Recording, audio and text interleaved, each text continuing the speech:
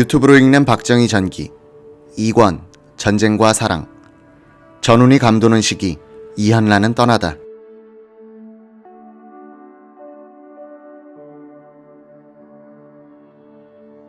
(1949년 7월) 김재현 6본 전투정보과장이 전보되어 나가고 선임장교 유양수 대위가 소령으로 승진하면서 후임이 됐다.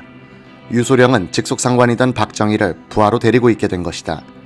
유양수 소령은 육사 7기 특별반 출신이다. 이들은 군 경험자들로서 6개월간의 교육을 마친 뒤 소위로 임관됐다. 동기생은 이주일, 정래혁, 장경순, 유병현 등 180여 명이다. 유양수는 생도 시절에 중대장이전 박정희 소령을 만났다. 그것도 사고를 통해서였다. 1948년 8월 20일 주반사관 손관도 중위가 군기를 잡는다고 생도들을 구보시켰다. 퇴계원을 돌아오는 10km의 거리였다. 뙤약볕에서 뛰다가 두 생도가 일사병으로 쓰러졌다. 두 사람이 돌아오지 않자 박정희는 걱정스러운 표정으로 연병장에 나오더니 누구 나하고 함께 찾으러 갈 사람 없나? 라고 했다. 유양수가 자원하여 박정희와 함께 지프를 타고 구보한 길을 거꾸로 더듬다가 개울가에 엎드린 채 죽은 한 생도를 발견했다. 또 한 생도는 다른 수색반에 의해 역시 시체로 발견됐다. 온건하고 합리적인 성격의 소유자 유양수 과장은 한때의 직속상관을 부하로 데리고 있으면서 박정희의 마음을 편하게 해줬다. 박정희 또한 이런 상황에서 자신이 취해야 할 태도에 대해서 정리된 원칙을 가진 사람이라 두 사람은 갈등이 없었다. 신임 유양수 과장은 곧 신임 정보국장 이용문 대령을 맡게 되고 두 사람은 북한인민군의 심상치 않은 동향에 신경을 집중하게 됐다. 1949년 하반기부터 정보국에서는 북한의 군사활동이 활발해지는 동향을 추적하면서 이들이 남침을 준비하고 있다는 판단을 하게 된다. 이런 보고를 상부에 올리면 반응이 별로 좋지 않았다. 그래도 이용문은 개의치 않고 남침 가능성을 경고하는 보고서를 계속해서 올렸다. 신성모 국방장관은 미군 정보를 더 믿는지 정보국의 보고를 경시하고 있었다. 유양수 소령이 보기에는 신 장관이 군사정보까지도 정치적으로 다루고 있는 것 같았다. 이용문 정보국장은 대북 첩보 공작뿐 아니라 대북 선전 공작을 강화하고 일본, 홍콩 해외 정보망을 구축하려는 구상을 가지고 있었다. 이 대령은 문총에 부탁하여 대북 심리전 요원으로 일할 문필가를 추천해달라고 했다. 소설가 최태응, 시인 조영암, 시인 구상이 정보국 첩보과 안에 있던 선전 모략실에서 일하게 됐다. 구상 시인만 상임이었다. 구상은 봉화란 지하신문을 만들어 북한 지역으로 보내는 일을 했다. 구상은 3살이 많은 이용문과 아주 친해졌다. 이 인연이 확대돼 박정희와도 친구가 되는데 그것은 3년 뒤의 이야기다.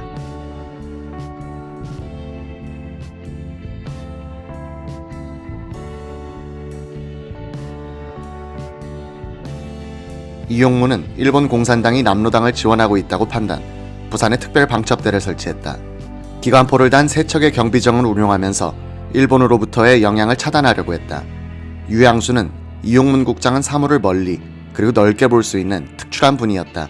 사심이 없으니까 상황을 정확하게 볼 수 있었다 라고 평했다. 이 무렵 아주 흥미있는 인물이 이용문, 박정희 인맥에 끼어든다. 5.16 거사를 준비할 때 장면 정부를 상대로 정보 교란 전술을 구사했던 장태화. 장태화는 이용문의 보좌관이 소개해 이용문을 만났다. 이 국장은 정치 정보를 담당할 문관이 되어달라고 부탁했다. 저를 좀 도와주십시오. 나라가 이제 처음 제 모습을 갖추어가는 단계라 능력 있는 사람이 아쉽습니다. 저 같은 사람이 정보국장 자리에 앉아있다는 사실부터가 부끄러운 일이죠. 잘생긴 대장부의 진심이 담긴 정중한 말에 끌린 장태화는 다음날부터 국장실 문관으로 일하게 된다.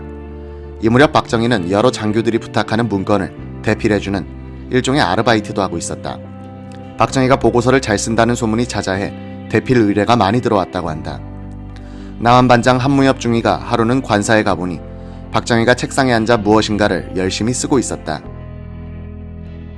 한 중위가 뭘 그렇게 쓰십니까? 라고 물으니 박정희는 예의 부끄럼 타는 표정을 짓더니 문건을 슬쩍 보여주면서 말했다. 뭐 나보고 부탁하는데 써줘야지. 이럴 때 박정희가 책상 위에 두고 참고로 하는 책이 딱 한 권 있었다. 일제육군의 교육총관부가 발간한 정황판단. 이 책은 각종 보고서 양식을 소개하고 지휘관이 작전, 정보, 인사, 군수 등 전문 분야를 서로 연계시키면서 올바른 판단을 할 수 있도록 만든 지침서였다. 정보국에 근무할 때 박정희의 머릿속에서 체계화된 정보 판단과 보고서 작성 요령은 뒷날 대통령이 되어 국가 군대화를 추진하는 데 소중하게 활용된다. 1949년 10월 이용문 정보국장은 그때 국지전이 벌어지고 있던 옹진지구 전투사령관으로 전보돼 나갔다. 이용문 국장이 나하고 같이 가자고 해 박정희가 준비를 하고 있는데 명령이 취소됐다. 후임 정보국장은 5.16 때 박정희와 운명적인 관계에 서게 되는 장도영 대령이었다. 성품이 선하고 명랑한데 정치적이란 평을 들었던 장 대령은 전임자와는 대조적이었다. 박정희와는 육군사관학교 간부로 같이 근무할 때 잠시 스친 정도였고 이번이 두 번째 만남이었으나 아직은 친밀해지기 전이었다. 장도영의 나이는 박정희보다 6살이나 아래였다. 장도영 국장은 회고록에서 이렇게 썼다. 상황실에 자주 들러 적정을 파악해야 했던 나는 박정희를 자주 볼 수 있었다. 항상 사복 차림으로 의기소침하게 있던 그를 퍽 가엽게 생각해 때때로 사담도 나누고 때로는 그의 생활에 관한 것도 알아봤다. 이 무렵 전투정보과는 유양수 과장의 지도하에 연말 종합적정 판단서를 만들고 있었다. 연례적인 보고서였지만 북한의 전쟁 준비 상황이 감지되고 있을 때였기 때문에 남침 가능성을 검토하는 데 주안점을 두었다.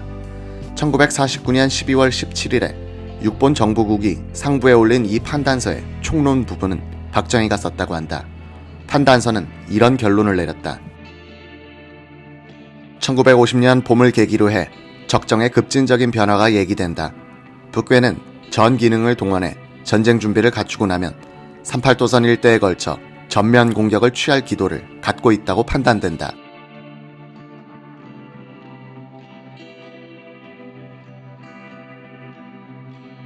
전투정보과에서 1949년 말에 작성한 연말 종합 적정 판단서는 북한이 남침할 때 예상되는 주공과 조공 방향도 거의 정확하게 예상했다. 즉 의정부, 서울을 주공으로 삼고 개성, 서울과 화천, 춘천, 서울 남쪽 우회 노선을 조공으로 삼아 남침할 것이며 주문진과 옹진에서 견제 공격을 가해올 것이라고 했다. 이 판단서는 원본이 남아있지 않아 관련자들의 기억에 의존할 수밖에 없다. 김종필은 상황실장 역할을 하던 박정희의 주재하에 북한반의 자신과 남한반의 이영근 중위가 중심이 되어 이 판단서를 작성했다고 증언했다. 김종필의 기억에 따르면 이 판단서는 남침 시기에 대해서 1950년 3월이 될 것이나 동북 한인의용군의 북괴군으로의 편입이 지연될 경우에는 6월이 될 것이다 라고 정확히 예언했다는 것이다. 그 편입은 1950년 5월에 끝나 남침이 6월로 연기되었다는 주장이다. 이 판단서는 또 소련은 직접 개입하지는 않겠지만 중공은 경우에 따라 직접 지원할 것이다 고 예측했다. 김종필은 판단서의 예측은 나중에 정확무비한 것으로 판명됐는데 박정희 실장께서 적의 작전 참모 입장에 서서 모든 상황을 종합 분석하여 결론을 내린 부분이다 라고 말했다. 이 판단서는 국방부, 유엔 한국위원단, 미 군사고문단, 우리군의 사단급 부대에 배포됐다. 전투정보과는 이 판단서를 기초로 해 군수내부에 대해 설명회도 자주 가졌다. 군수내부에서는 미 군사고문단 측에 대해 남침 위협을 강조하고 군사지원, 특히 대전차 무기의 제공을 여러 번 요청했다. 미군 측에서는 스탈린이 도발한다면 유럽에서 할 것이다. 전차는 한반도와 같은 산악지대에서는 효과가 없다는 말만 되풀이했다.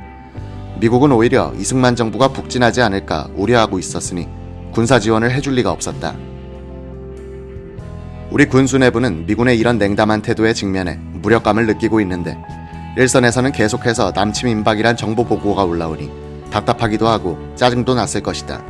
유양수에 따르면 이런 상층부의 영향을 받았는지 장도영 정보국장도 그런 정보 보고가 올라오는 것을 싫어하게 됐고 이 때문에 자신은 고민에 빠지게 됐다고 한다.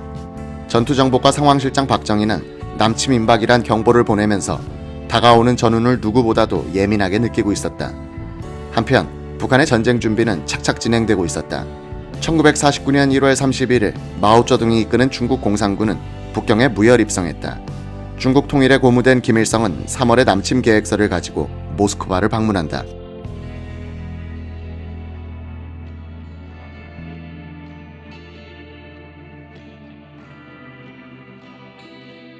그는 스탈린에게 남침에 따른 각종 지원을 요청해 동의를 받았다. 김일성은 이어서 마오쩌둥에게 지원을 요청한다.